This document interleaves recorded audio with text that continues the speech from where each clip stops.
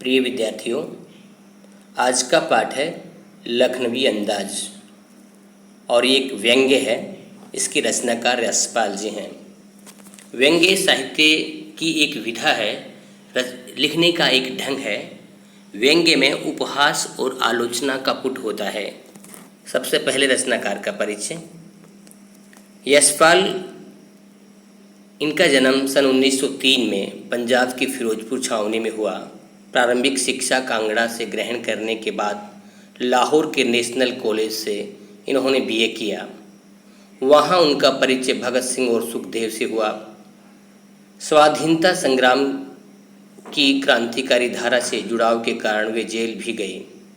उनकी मृत्यु सन 1976 में हुई। यशपाल की रचनाओं में आम आदमी के सरोकारों की उपस्थिति है। वे यथार्थवादी शैली के विशिष्ट रचनाकार हैं। सामाजिक विषमता, राजनीतिक पाखंड और रूढ़ियों के खिलाफ उनकी रचनाएं मुखर हैं। उनकी कहानी संग्रह में ज्ञानदान, तर्क का तूफान, पिंजरे की उड़ान, वादुलिया, फूलों का कुर्ता उल्लेखनीय हैं। उनका झूठा सच, यह एक उपन्यास है जो 1954 में प्रकाशित हुआ था। भारत विभाजन की त्रासदी का मार्मिक दस्तावेज है। अमिता, दिव्या, पार्टी कामरेड, दादा कामरेड, मेरी तेरी उसकी बात उनकी अन्य प्रमुख उपन्यास हैं। भाषा की स्वाभाविकता और सजीवता इनकी रचनागत विशेषता है। यूं लखनवी अंदाज, इस पूरे व्यंग्य का सार इन पंक्तियों में है। यूँ तो यशपाल ने लखनवी अंदाज व्यंग्य यह साबित करने के लिए लिखा था कि बिना कथ्य के कहानी नहीं लिखी जा सकती, परंतु एक स्वतंत्र रचना के रूप में इस रचना को पढ़ा जा सकता है। यशपाल उस पतनशील सामंती वर्ग पर कटाक्ष करते हैं जो वास्तविकता से बेखबर एक बनावटी जीवन शैली का आदी है, यानी अभ्यस्त है। कहना ना होगा कि आज के समय में भी ऐसी परजीवी संस्कृति को देखा जा सकता है। मुफस्सिल की पैसेंजर ट्रेन चल पड़ने की उतावली में फुकार रही थी। आराम से सेकंड क्लास में जाने के लिए दाम अधिक लगते हैं। दूर तो जाना नहीं था। भीड़ से बचकर एकांत में नई कहानी के संबंध में सोच सकने और खिड़की से प्राकृतिक दृश्य देख सकने के लिए टिकट सेकंड क्लास का ही ले लिया। यानी एक प्रश्न का उत्तर है कि लेखक ने सेकंड क्लास का टिकट क्यों लिया, तो इसका उत्तर इन पंक्तियों में है। गाड़ी छूट रही थी। सेकंड क्लास के एक डिब्बे को खाली समझकर ज़रा दौड़कर उसमें चढ़ गए। अनुमान के प्रतिकूल डिब्बा निर्जन नहीं था, यानी डिब्बा खाली नहीं था। एक बर्थ पर लखनऊ की नवाबी नस्ल के एक सफ़ेदपोश सज्जन बहुत सुविधा से पालकी मारे बैठे थे। लेखक से पहले ही एक व्यक्ति जो लखनवी खानदान का, लखनवी नस्ल का, आराम से आलती फालती मारे हुए बैठा था। सफ़ेदपोश का मतलब होता है भद्र पुरुष या सज्जन व्यक्ति। सामने दो ताजे चिकने खीरे तौली पर रखे थे। डिब्बे में हमारे सहसा कूद जाने से सज्जन की आंखों में एकांत चिंतन में विघन का असंतोष दिखाई दिया।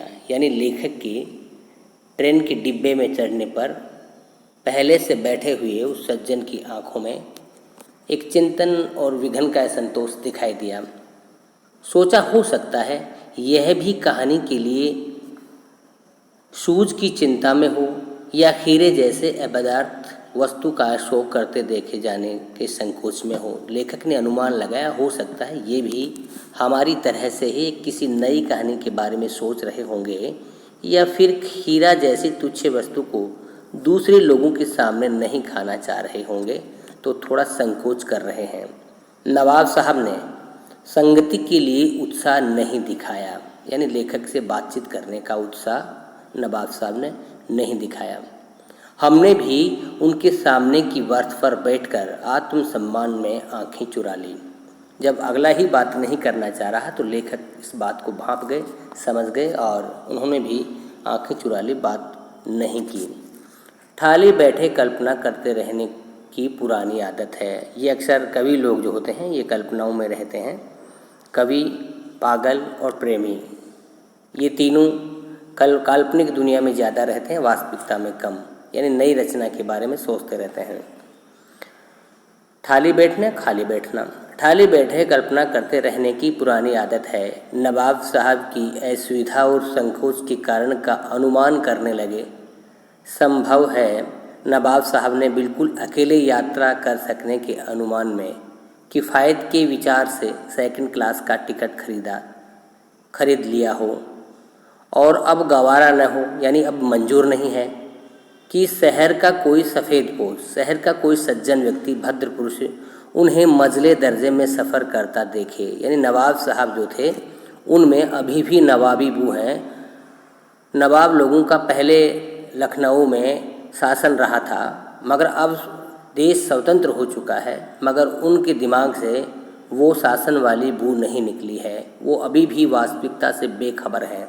नवाब लोग अपने आप को अभी भी सामान्य लोगों से ऊंचे दर्जे के समझते हैं, उनमें दिखावा प्रवृत्ति है। तो ऐसे ही उन्होंने मजले दर्जे में सफ़र करता कोई देखे, अकेले सफ़र का वक्त काटने के लिए ही खीरे खरीदे होंगे। अनुमान लगा रहे हैं कि अकेले समय काटने के लिए शायद इन्होंने खीरे खरीद लिए होंगे। और अब किसी सफ़ेदपोश के सामने खीरा कैसे खाएं।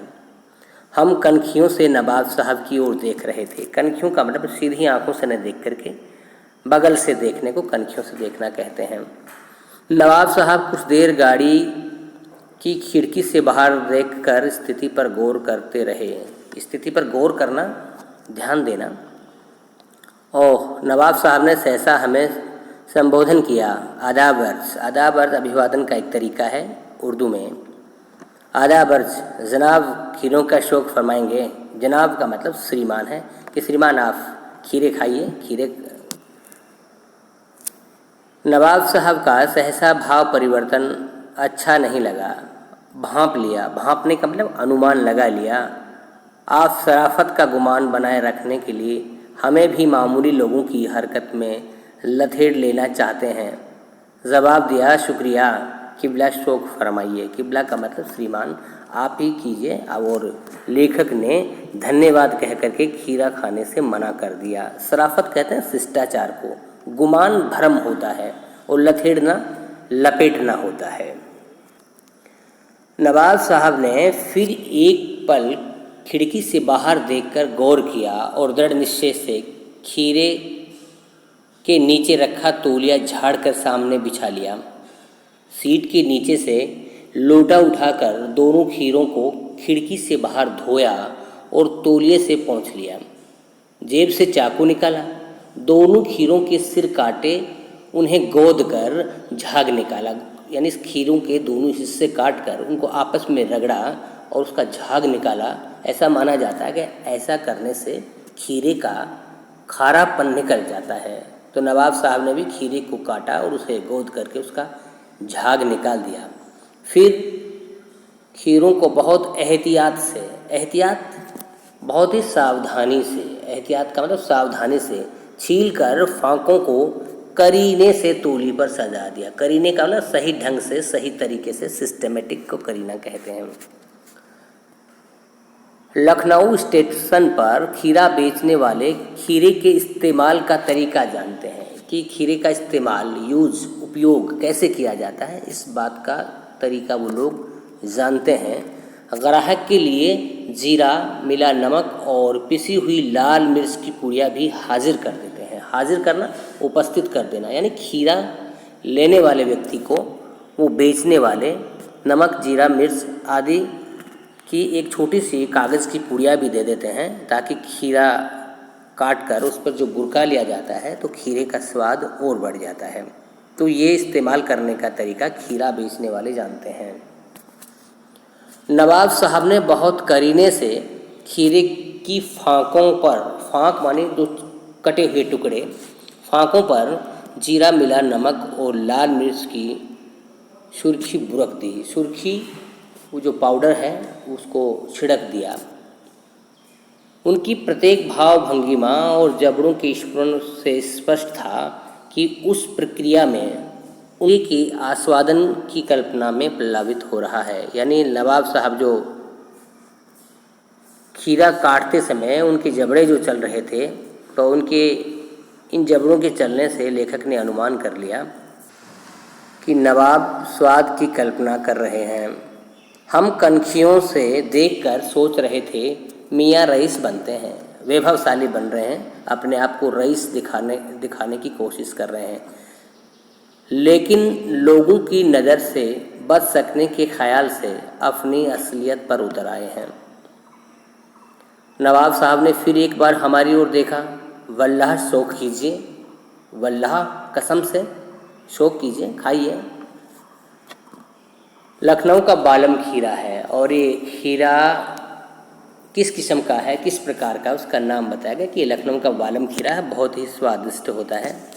नमक मिर्च छिड़क दिए जाने से ताज़े खीरे की पनियाती फांके देखकर मुँह में ज़रूर पानी आ रहा था। यानी लेखक ने जो कटे हुए खीरे पर जब नमक डाल दिया गया और वो पनियाती हो गया, पानी सा उसमें बहने लगा, तो उसको देख करके लेखक के मुँह में भी पानी तो आ रहा था, खाने का मन कर रहा था, पर लेखक पहले इनकार कर चुके थे।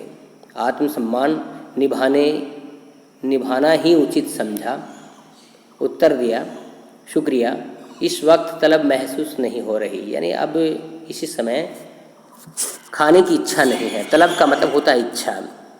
मैदा भी ज़रा कमज़ोर है, किबला शौक़ फरमाइए कि श्रीमान आप ही खाइए, मैदा ने पेट भी ज़रा कमज़ोर है, नहीं खा सकता। ऐसा कहकर के लेखक ने नवाब साहब को खीरा खाने से इनकार कर दिया।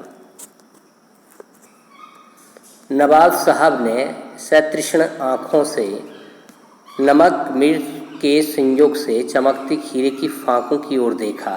यानी इच्छा भरी आँखों से उन जिस खीरा पर नमक और मिर्च छिड़का गया था उनको गौर से देखा नवाब साहब ने। खिड़की के बाहर देखकर दीर्घ निश्वास लिया। खिड़की से बाहर देखा और गहरी लंबी सांस ली। खीरे की एक फांक उठाकर ओठों तक ले गए, फांक को सूंघा, स्वाद के आनंद से पलकें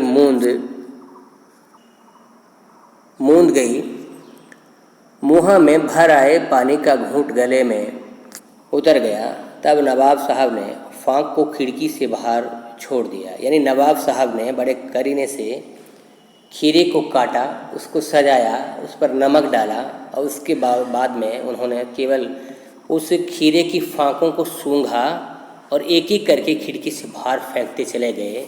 और वो दिखाना चाहते हैं कि हम नवाब लोग हैं, हम वैभवशाली हैं, हम रईस हैं। हम लोगों का जो अंदाज है जीने का, हम लोगों का जो जीने का ढंग है वो आम आदमी से अलग है और ये बहुत ज़्यादा दिखावा प्रवृत्ति है, वो वास्तविकता से बेखबर है। और एक हद से ज़्यादा जब दिखावा किया जाता है तो व्यक्ति उपहास का पात्र बन जाता है, एक मजाक का केंद्र बन जाता है। ऐसा ही नवाब साहब हो रहे हैं। वो खीरे की फांकों को सूंघते हैं और एक एक करके खिड़की से बाहर फेंकते चले जा रहे हैं और इसकी सारी प्रक्रिया को लेखक गौर से देख रहे हैं।